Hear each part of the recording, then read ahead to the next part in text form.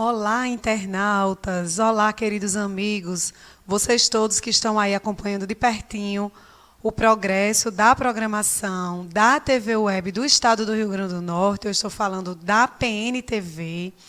A gente não se cansa de falar da nossa alegria em fazer parte desse projeto, que é um projeto que o objetivo dele é chegar devagarzinho por meio de toda a mídia eletrônica e poder levar a voz de eixos de discussão, de campos de diálogos que fazem a diferença na cabeça bem feita das pessoas. Lembrando que o grande propósito da nossa TV Web é exatamente esse, e eu compartilho essa responsabilidade ao lado de colegas, pessoas sérias, e que eu boto a mão no fogo de que, quando estão aqui no estúdio da PNTV, do Potiguar Notícias, fazem que nem nós, estudam muito e fazem muitos registros caprichados para poder, efetivamente, comparecer à nossa programação e compartilhar com o nosso espectador sobre tudo o que ele precisa saber nos diversos campos que nós, efetivamente, dialogamos. Beleza?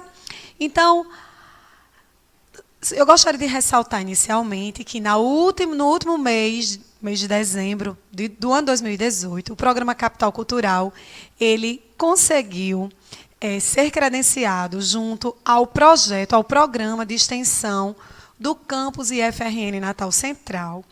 E isso significa dizer que o programa Capital Cultural virou projeto de extensão.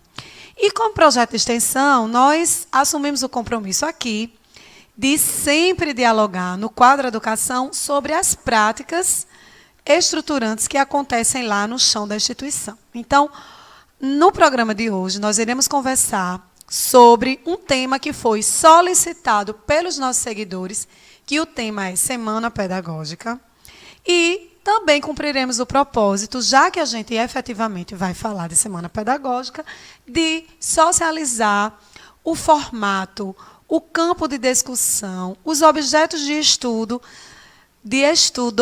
que a Semana Pedagógica da Escola IFRN Campus Natal Central escolheu para iniciar suas reflexividades nesse ano letivo de 2018, ok?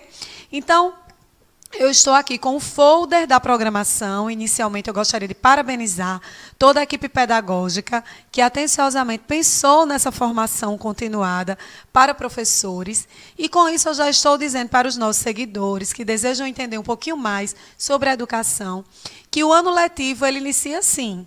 Antes das crianças, semana passada a gente falava aqui no quadro Educação do Capital Cultural como funciona a volta às aulas para as crianças, não é? Que é feito por etapas e está relacionada à idade da criança e aos desafios cognitivos. E hoje eu estou aqui falando como funciona a volta às aulas para o corpo docente e gestor das instituições. E para isso a gente vai se servir do exemplo da Semana Pedagógica, da volta às aulas dos trabalhadores na educação, lá do IFRN Campus Natal Central. Então, para início de conversa, quem volta primeiro é a pedagogia, porque são elas quem sentam e planejam o formato que a Semana Pedagógica deverá acontecer. Lembrando que os interessados destinatários dessa programação são, em larga escala, os gestores e os professores. E aí, o que é que acontece nessa Semana Pedagógica? A Semana Pedagógica é o espaço para que os professores retomem seus momentos de socialização, seus vínculos, mas também é um espaço para que todo mundo comece a pensar o próximo semestre letivo, isso porque em junho também tem Semana Pedagógica, não é?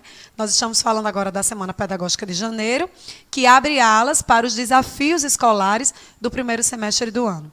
E o conteúdo dessa Semana Pedagógica, ele precisa ser criativo, interessante, porque ele é um conteúdo que ele vai ser degustado, apreciado por todos os professores da escola durante 3 dias, 4 dias, 5 dias, vai depender da carga horária do planejamento da equipe pedagógica. No IFRN, a Semana Pedagógica costurou toda a semana, né, de 5 a 10 de fevereiro, uma programação bastante robusta, pluricurricular, porque envolve a oferta que a escola atende, envolve desde ensino médio, educação básica, até formação stricto sensu, em nível de mestrado acadêmico, e, além de tudo, dialogando com a modalidade da educação profissional. Então, precisa ser sempre semanas pedagógicas com poder de criatividade muito intenso, com discussões efetivamente contextuais, de interesse da comunidade escolar, e eu acho que o IFRN, tudo bem que ainda nem acabou, né, a Semana Pedagógica, ainda está acontecendo, mas nós estivemos lá pessoalmente para conferir tudo que já aconteceu,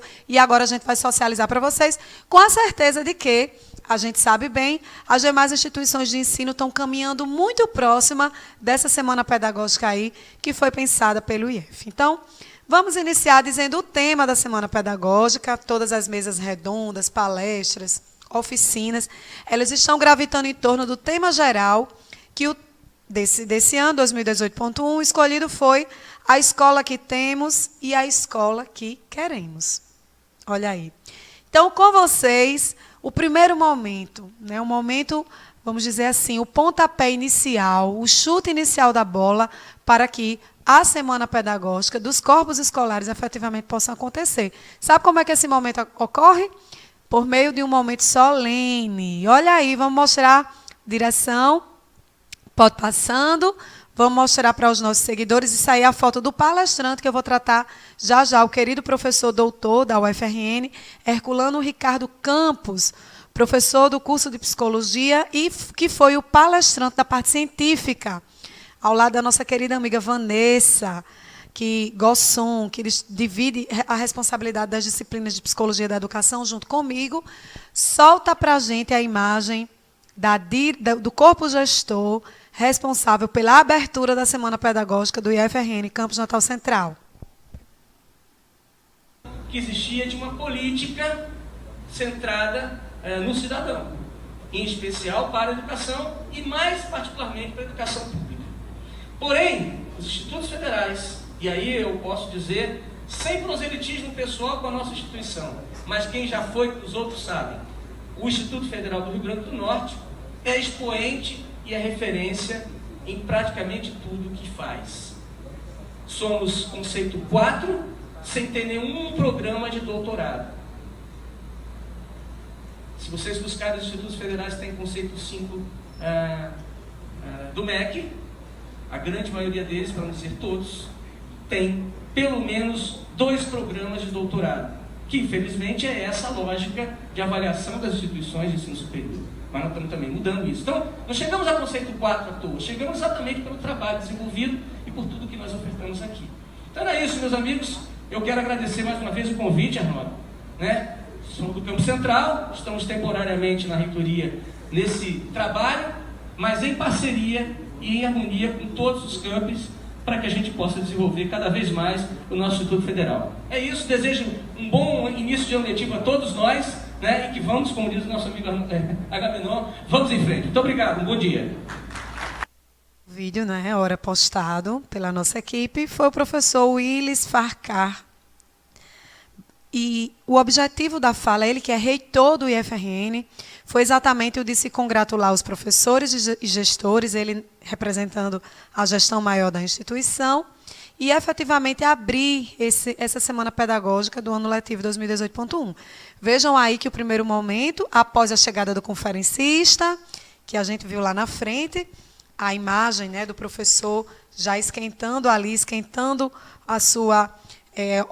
a organização do seu pensamento para entrar para a palestra de abertura e, na sequência, a organização da mesa, com todo o corpo gestor, reitor, pró-reitor, diretor-geral, pró-reitores, naquele momento de atenção e de carinho com toda a entidade escolar para falar sobre a volta às aulas. Tem mais alguma imagem do corpo gestor, da chegada do corpo gestor? Acho que já deu para ilustrar bem.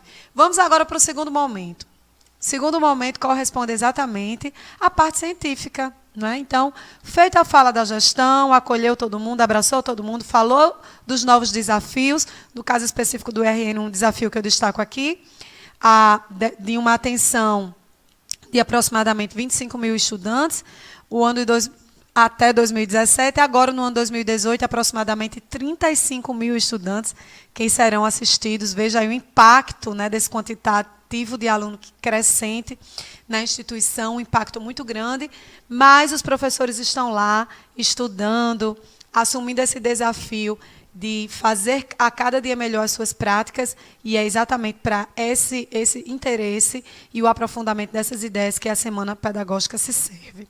Então, agora, vamos falar um pouquinho sobre a parte conceitual, a parte cognitiva, que coube ao professor, vamos olhar aqui no nosso panfletinho, ao professor, repito, doutor Herculano Ricardo, a conversar com todos os trabalhadores em educação do IFRN. Solta para a gente, diretor. Esta perspectiva formativa, ela não é repassada para os estudantes como se os estudantes fossem tábula rasa na qual se inscrevessem os conteúdos que estão sendo trabalhados. Os estudantes não são tábula rasa. Os estudantes estão numa dinâmica constante com a sociedade esta da qual a escola faz parte. Então, os conteúdos apreendidos na família, enfim, nos contextos mais amplos da sociedade, se juntam aos conteúdos trabalhados na escola e vão, consequentemente, possibilitando transformações de ordem pessoal e social e assim por diante. Nesse sentido, quando a gente pensa que a escola é um diferencial, né? Porque a sociedade, a gente diria, trabalha com os processos educativos não formais, mas na escola a gente tem processos educativos formais. Qual é a diferença, essencialmente, se a gente tem em vista significados e sentidos? Qual é a diferença? A diferença é que quando a gente vem para a escola, os conteúdos que são repassados são conteúdos com uma outra dimensão de conhecimento, com uma outra profundidade e com uma outra lógica de conhecimento diferente da lógica que circula no meio social mais geral. Quer um exemplo? Por exemplo, aqui eu tenho certeza que todo mundo sabe passar um café, né? Então, se a gente sair daqui, a gente vai tomar vários cafés aqui feitos pelos colegas e pelas colegas. Agora, e na sociedade é difícil, né? Na sociedade mais ampla é muito difícil encontrar alguém que não saiba fazer um café. Agora, pergunta por que a água ferve. A perspectiva que explica os processos, que explica a forma como se dão os fenômenos, os mais diversos, tanto os fenômenos sociais como os fenômenos da natureza, e isso é específico da escola. De tal forma que a gente diz que um conhecimento escolar é o conhecimento produzido pela humanidade, que é sistematizado e organizado com vistas a ser trabalhado com os estudantes para que eles superem, ultrapassem os seus conceitos elementares das coisas e passem a se apropriar dos conceitos científicos. Então, para que serve a escola? A escola forma como qualquer contexto? Absolutamente.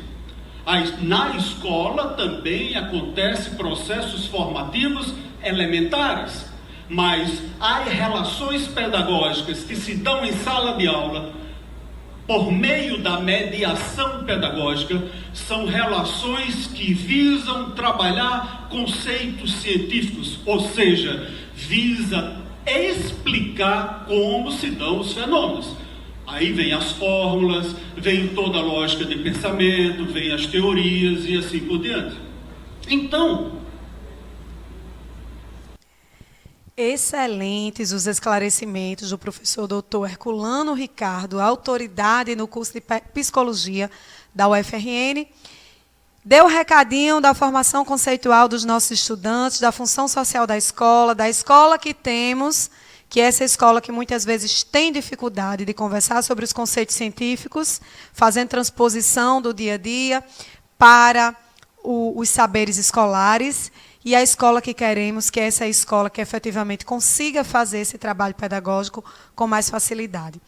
Cabe agora vos dizer que Semana Pedagógica, além de conversa e boas-vindas de gestores, além de conversa científica com pesquisadores e professores renomados de diferentes campos das ciências da educação, é também momento de alegria, pois lá no IFRN também teve sessão cultural, momento de música, no momento de transposição da palestra científica de abertura para as mesas redondas que, ao longo da programação, foram se desenvolvendo. Solta para a gente um pouco da programação cultural da Semana Pedagógica do IF. Os músicos foram o nosso querido Leão Neto, ele que também fez uma brilhante abertura do Carnaval Tradicional do Bar e Restaurante Potiguares, aqui em Natal, e também do responsável pela orquestra do IFRN, ele que também é responsável pelo piano no IFRN, o nosso querido Valdier Ribeiro Santos, ele que é responsável pela parte musical, né, pelos contatos musicais, o projeto musical do IFRN, que ficou responsável por tocar piano para acalentar as almas dos servidores federais do IFRN, nessa manhã contagiante de abertura da Semana Pedagógica. E aí a gente vai ficar agora com um pouquinho da melodia que aconteceu lá na abertura. Lembrando que teve direito, inclusive, ao diretor-geral, professor José Arnóbio José, sair dos bancos da plateia, né, dos apreciadores, e subir para compartilhar microfone junto com o grande professor e músico Leão Neto. Solta para a gente. E muito mais se amar como dois animais. Foi mistério e segredo, e muito mais foi divino brinquedo, e muito mais se amar como dois animais.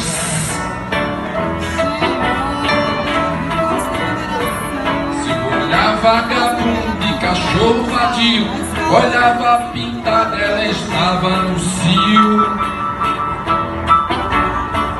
Era um cão vagabundo e uma onça pintada, se amando na praça como os animais. Se amando na praça como os animais. Foi mistério e segredo, e muito mais foi divino brinquedo, e muito mais se amar como dois animais. Foi mistério e segredo, e muito mais foi divino brinquedo, e muito mais se amar como dois animais.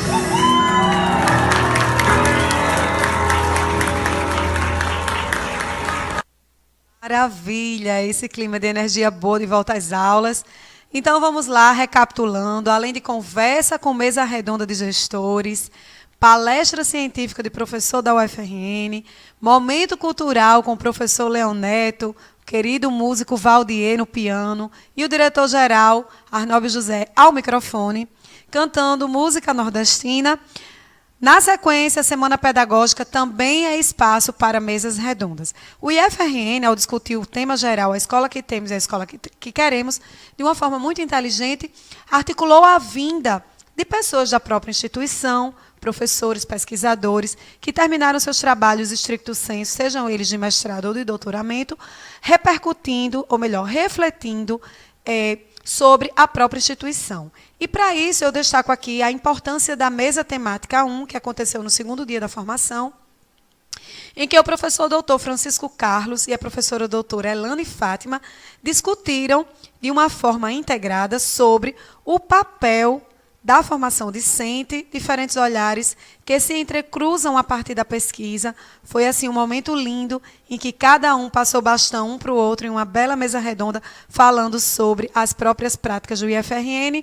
Ele fazendo um diálogo assim muito quente, né, muito aquecido sobre o ensino de história, e ela, a professora Elane, falando de uma forma apaixonada sobre o ensino de arte no IFRN e destacadamente sobre as praxes relacionadas à formação do estudante por meio do teatro.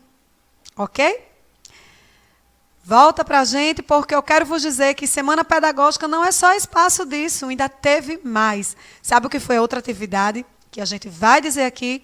Lançamento de livro.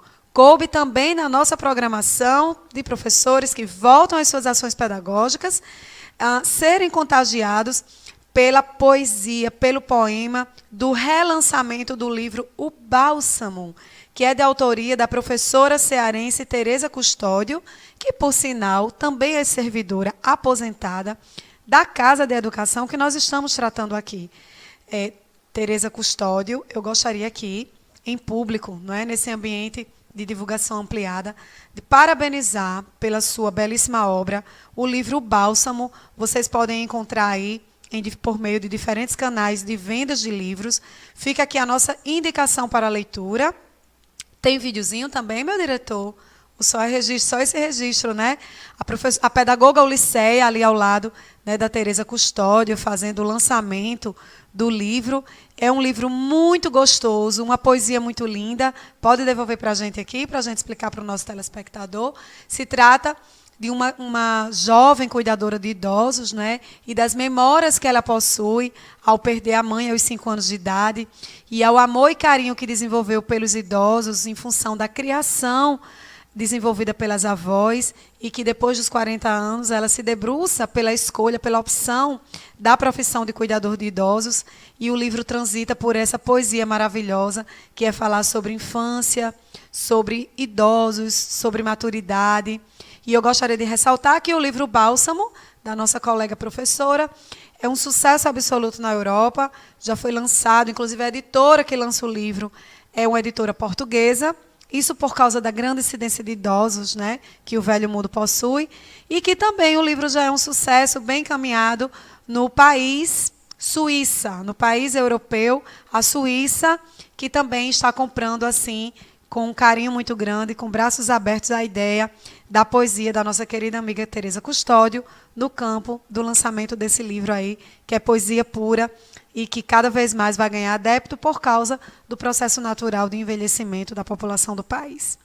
É isso. Diretor, a gente ainda tem alguma pauta para a gente tratar aqui sobre volta às aulas? Não? Então, a gente fica por aqui. Eu espero que essa dinâmica maravilhosa da volta às aulas do IFRN seja uma dinâmica que tenha se feito extensiva a todas as escolas do RN, porque semana pedagógica é coisa séria, é assunto sério, e é importante que a gente se implique e se permita contagiar pelas ideias que acontecem nela. Teve ainda inúmeras oficinas pedagógicas, oficinas sobre plano individual de trabalho, planejamento, inclusão de alunos com deficiência, novas informações quantitativas e qualitativas do espaço escolar, não é?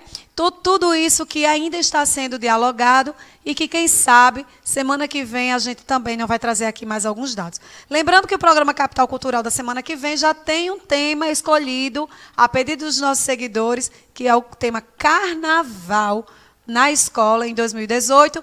Destacamos aí para a galerinha do Marista, Colégio Marista de Natal, que nós estaremos aí no chão da quadra, no chão do Maristão, dançando muito frevo com os estudantes do ensino fundamental e da educação infantil. Sexta-feira vai ferver. Estaremos lá. Beijo, beijo, beijo. Capital Cultural, Bloco Educação fica por aqui. Uma ótima terça-feira para vocês. E a gente vai com tudo para o Carnaval 2018 na escola.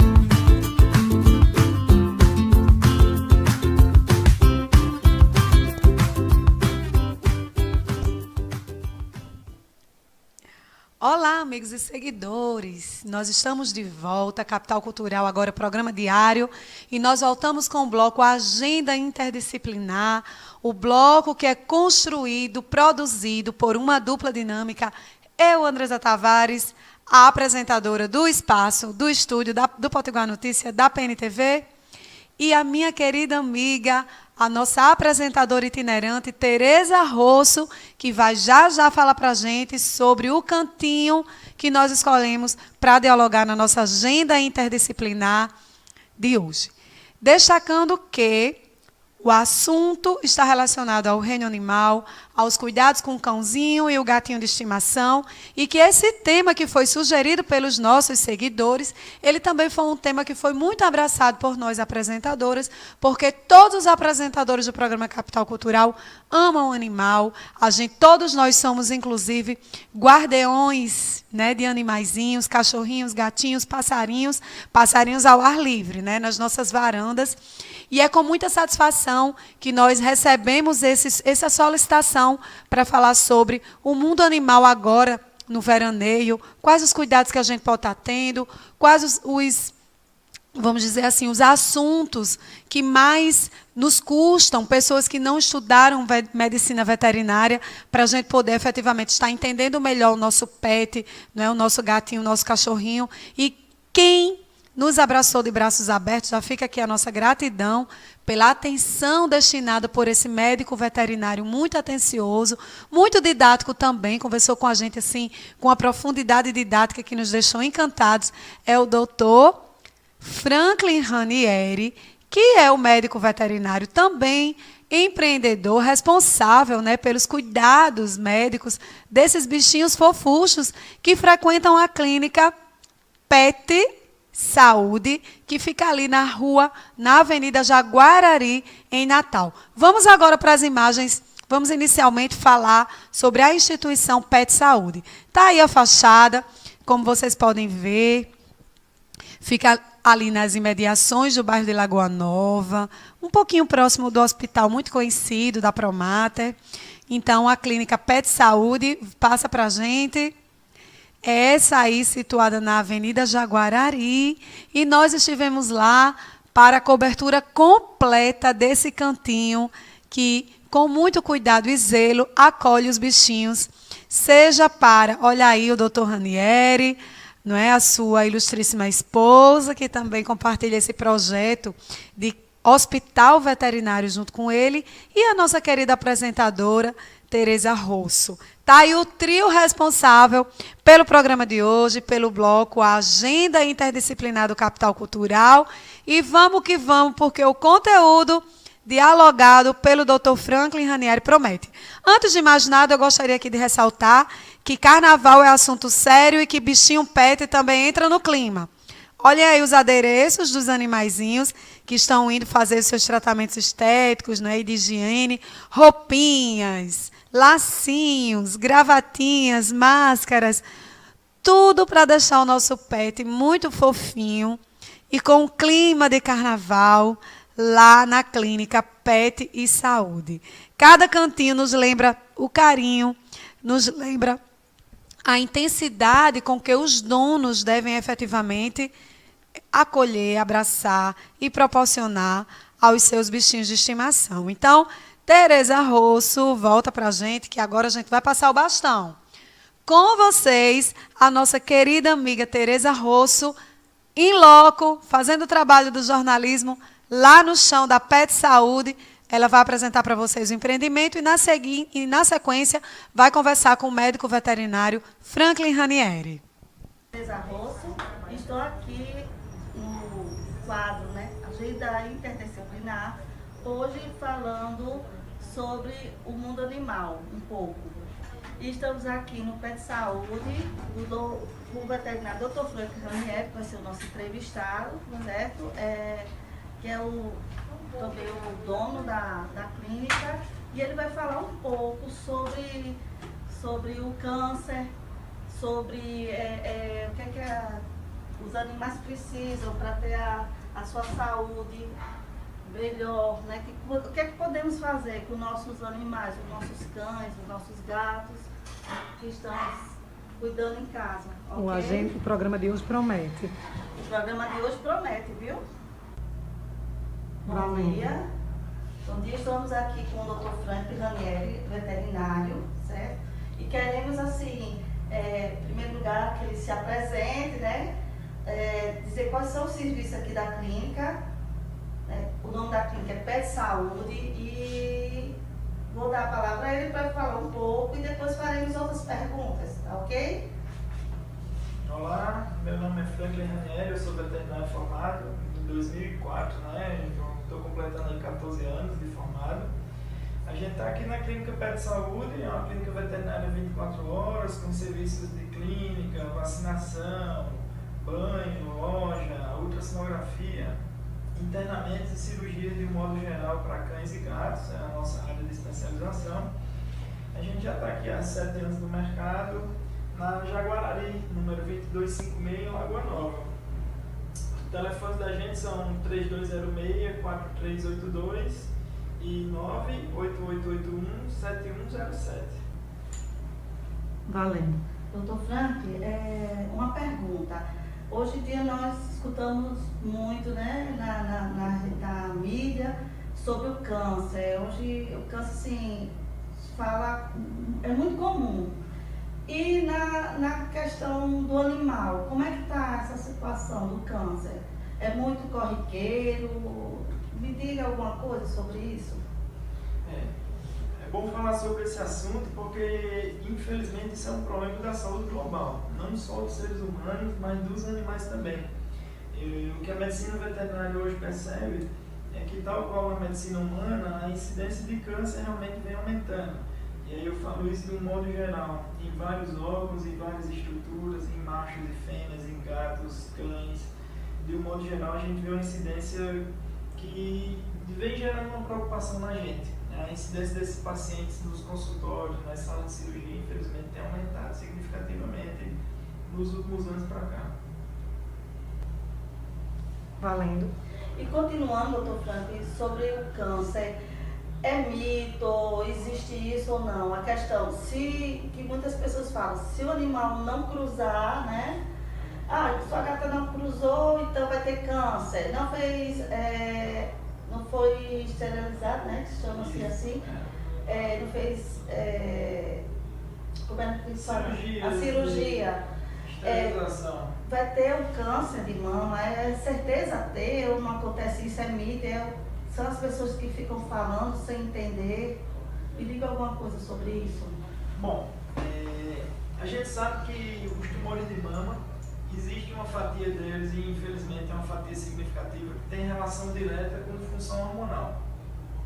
Porém, a gente não pode atribuir como regra geral de dizer fêmea que cruza está livre de câncer de mama, fêmea que não cruza vai ter câncer de mama. Não existe uma regra geral para isso, não existe uma regra específica para isso.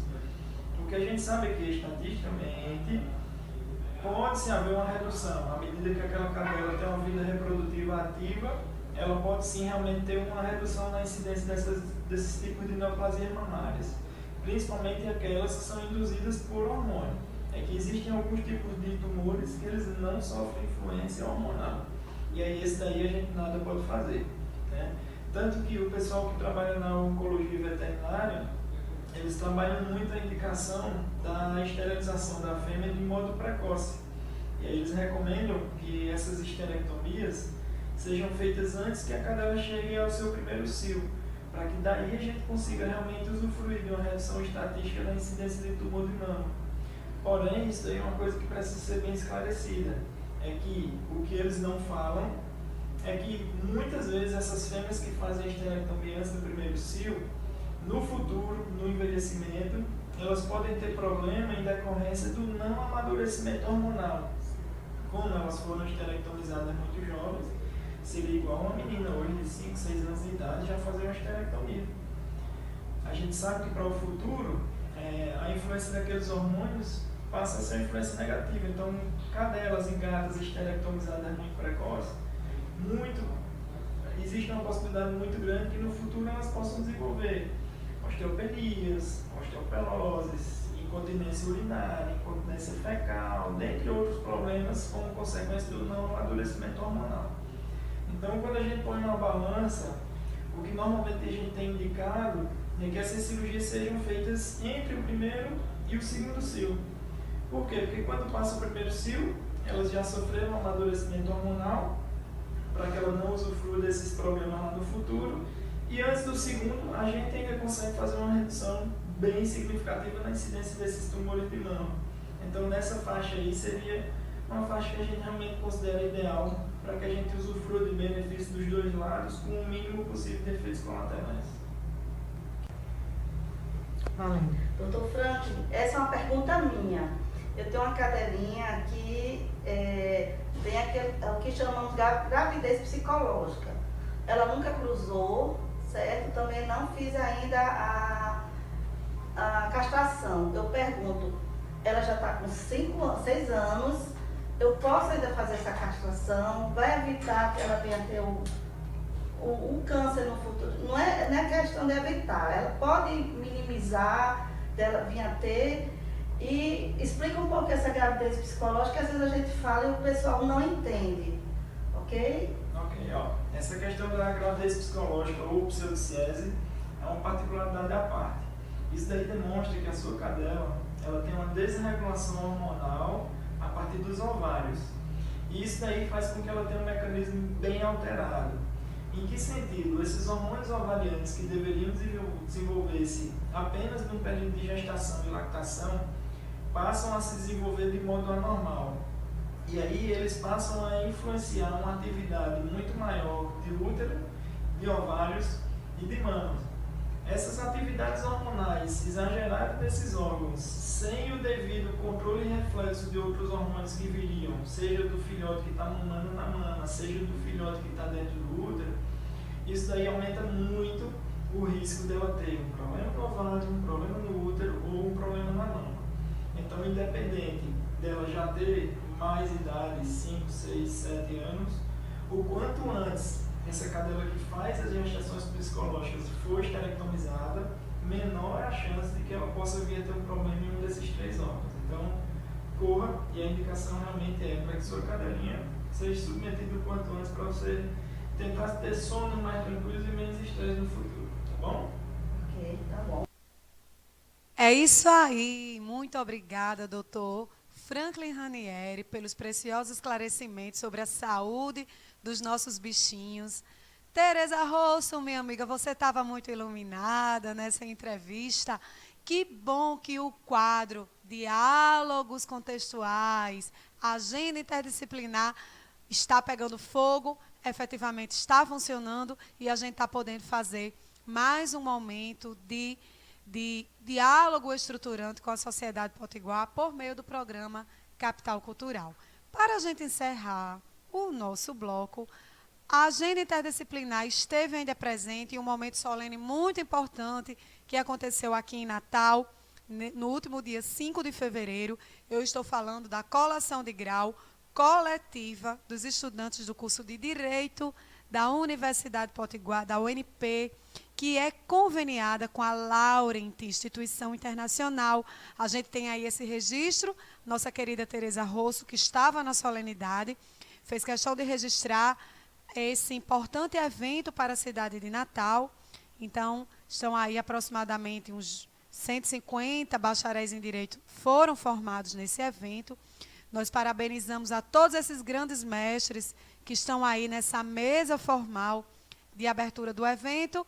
E fiquem agora com um pouquinho mais das imagens da interação com os formandos nesse momento solene tão fantástico que é colação de grau. Solta pra gente, diretor. Caroline Ingrid de Medeiros Alves. O Boulevard pegou fogo com a presença de formandos, familiares, amigos, professores, gestores. Foi uma festa linda. Parabéns a todos os estudantes agora formados do curso de Direito da UNP, em parceria com a Laurent.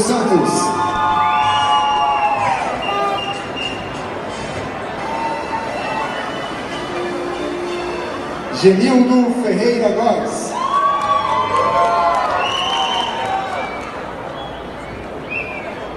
George Rigue Ferreira dos Santos.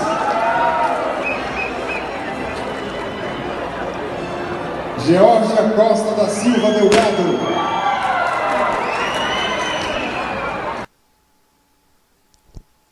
É É isso aí. O bloco, a agenda interdisciplinar do programa Capital Cultural fica por aqui. Semana que vem a gente está de volta, trazendo sempre temas relacionados a tópicos estruturantes para a sociedade potiguar. Beijo, beijo, beijo. Tereza Rosso, tamo juntas.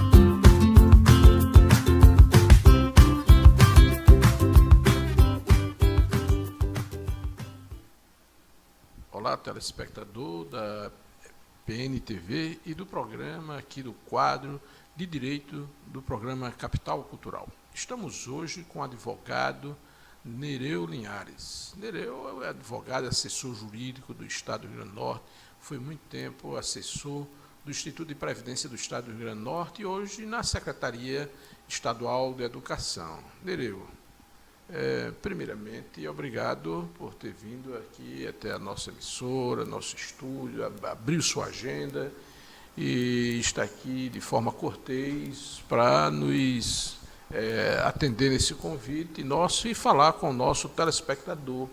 E nós vamos centrar na questão do RN urgente, ou seja, que o governador do Estado encaminhou para a Assembleia Legislativa, inclusive todo mundo está considerando derrotado, porque só conseguiu aprovar 8 das propostas. E tinham propostas sobre a Previdência.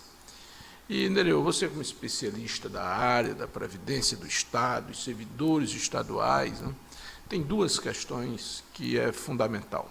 O saque do FUFIR, do Fundo Financeiro da Previdência, e o outro, o aumento da alíquota dos servidores públicos estaduais, que passariam de 11% para 14%, quando esses próprios servidores estão com os salários, com as remunerações atrasadas, e não só atrasadas, mas recebendo periodicamente sem pontualidade. Então, gostaria de que você, na sua condição de advogado e de cidadão, colocasse a sua posição e, se possível, a posição técnica da sua visão. Ok, Evandro. Bom dia, boa tarde, né? Estamos na parte da tarde, para você e para os ouvintes. E eu é que agradeço o convite, né? É um prazer sempre estar fazendo esclarecimentos sobre esse tema que é tão polêmico, né? E tão desconhecido da própria população, do próprio servidor, que é o contribuinte, que é a questão previdenciária. Você colocou aí as questões do RN, o governador mandou para a Assembleia, né, fez uma convocação extraordinária para, segundo ele, votar um pacote de medidas que iriam alavancar mais recursos para o poder público. E, para surpresa de todo mundo, inclusive dos deputados, né, como eles estão colocando aí nas entrevistas, os projetos que lá estavam, as mensagens que lá estavam, pouco dizia sobre a questão de recursos. Tanto é que nenhum dos projetos foi acompanhado do respectivo impacto financeiro. Dizer, pelo menos, quanto aquilo ia alavancar, qual é a economia, isso vai trazer quanto para o Estado, qual é a dívida do Estado hoje, quanto isso vai trazer para o Estado e se seria a curto, médio e longo prazo. Então, na verdade, foi um fiasco, né?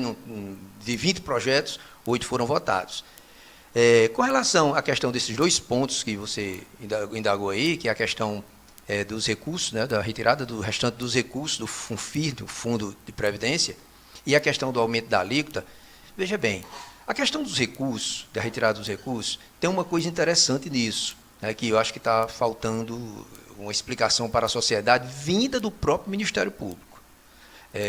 Em 2014, dezembro de 2014, foi aprovada a Lei Complementar 526, que foi a lei que fez a unificação dos fundos previdenciários, que era um fundo superavitário, que era do novo. Né? Do novo, que era o fundo que recebia os recursos do servidor que estava entrando na administração pública. O servidor passou a pagar. Pois é, o servidor ele ia, o servidor que entrava no serviço público, né, a partir de 2004, ele estava com a aposentadoria dele garantida, porque esse fundo ele só ia capitalizar. Então, o servidor que já estava no serviço público até 2004, o fundo que aglomerava os recursos por eles, descontado deles, esse era deficitário, porque se usou esse recurso ao longo dos anos com destino diferente do que lhe era dado. E o governo, naquele momento, unificou os dois fundos, certo? Com a finalidade exclusiva de poder utilizar aquela verba superavitária naquele fundo que estava deficitário. E isso, na época, a gente avisou que não surtia nenhum efeito prático, nenhum efeito favorável ao Estado, e que aquilo poderia se acabar em 8, 10 meses, e acabou. Certo? Então, naquela época, havia lá um montante de aproximadamente R$1 bilhão. Construído ao longo de 10 anos, ou quase 10 anos, né? Que isso mostrava o quanto é viável a Previdência. A Previdência não é isso que estão pregando aí. O Estado do Rio Grande do Norte tem apenas 9 anos, referente a apenas 12 mil servidores, e não dos 100 e tantos mil, só 12 mil servidores, em 9 anos, amealharam R$1 bilhão. Dinheiro esse que só ia ser utilizado daqui a 20 anos. Então, quantos bi nós teríamos daqui a 20 anos? Bom, fora os investimentos no fora os mercado investimentos, financeiro. exatamente. Então, veja bem, esse recurso aí, na época que foi utilizado 700 milhões desse recurso, os sindicatos e o próprio Conselho de Previdência fez uma representação por escrito ao Ministério Público. E esse mesmo Ministério Público, que hoje está entrando com uma ação para bloquear 300 milhões, ele respondeu dizendo que não tinha nada, não via nenhum problema. Não via ali nenhum problema e não entrou com nenhuma ação. Naquele momento, havia muita gente que tinha interesse em usar aqueles recursos. Então, o Ministério Público não tomou nenhuma providência. Agora houve uma decisão também, inclusive, do conselheiro do Tribunal de Contas, Paulo Roberto Xavier. Pois é, agora que só restava 300 milhões, né, e esses 300 milhões foi em decorrência de valores que estavam aplicados a longo prazo, de repente, o mesmo Ministério Público, que não viu nenhum problema na retirada de 700 milhões, agora o vê em 300 milhões. Certo? De qualquer maneira, já houve aí uma liminar, foi concedido uma liminar proibindo, o Tribunal de Contas também solicitou isso. O Ministério Público de Contas fez uma recomendação. Fez uma recomendação, né? E, aliás, uma determinação, porque foi pelo Pleno, né? Foi pelo Pleno, de não utilizar e devolver o que já teria sido utilizado.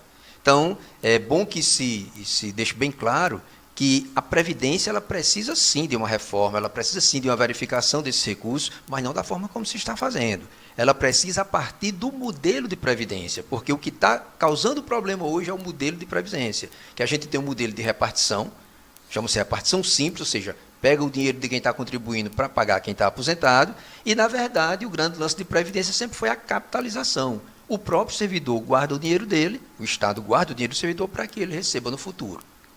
Com relação à questão do aumento da alíquota, esse é outro engodo também, porque o governo está propondo um aumento de 11% para 14%. Isso para o servidor é terrível.